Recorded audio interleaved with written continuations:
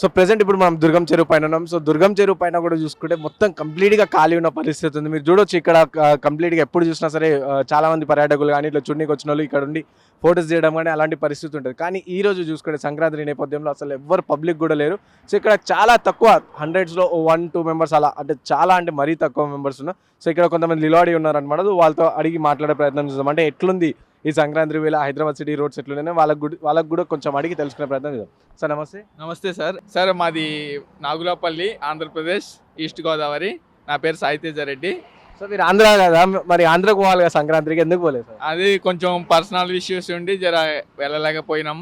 So ఎట్లా అనిపిస్తుంది ఇప్పుడు హైదరాబాద్ రోడ్స్ అన్ని ఖాళీగా ఉన్నాయి కదా? అది ఇప్పుడు మామూలుగా చూడాలంటే మామూలుగా 2 కళ్ళు మామూలుగా అయితే రోజుల్లో అయితే 2 కళ్ళు సరిపోవు. అలాంటిది ఇప్పుడు 2 కళ్ళతో ఈజీగా చూడగలుగుతున్నాం.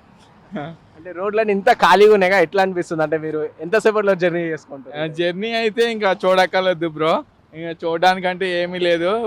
మామూలుగా అయితే మామూలు రోజుల్లో అయితే ఎక్కడికైనా ఇక ఎల్బీనగర్ నుంచి రాయదుర్గకి రావాలంటే 2 అవర్స్ పట్టేది.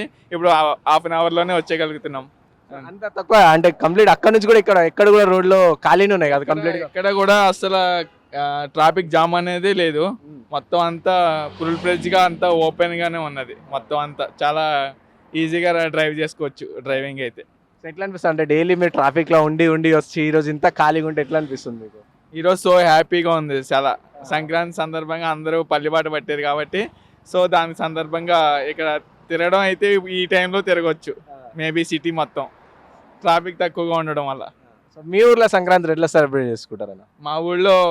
మా ఊళ్ళో సూపర్ ఉంటుంది అన్న, ఎక్సలెంట్ ఉంటుంది, చెప్పక్కర్లేదు. సంక్రాంతి అంటే మాకు పుట్టినిల్లు లాంటిది. సో మీ దగ్గర పండుగ ఎట్లా సెలబ్రేట్ చేస్తారు? అంటే ఏమేమి చేస్తారు పండుగ పూట?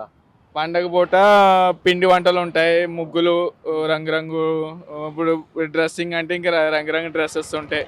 సో అట్లానే తర్వాత కోడి పందాలు, ఎడ్ల పందాలు, గుర్రం పందాలు అని ఇంకా 3 రోజులు కంటిన్యూగా పర్మిషన్ కూడా ఉంటుంది, అలౌడ్ ఉంటుంది. 3 రోజులు మంచిగా ఆడుకోవచ్చు, ఎంజాయ్ చేయొచ్చు అన్నీ.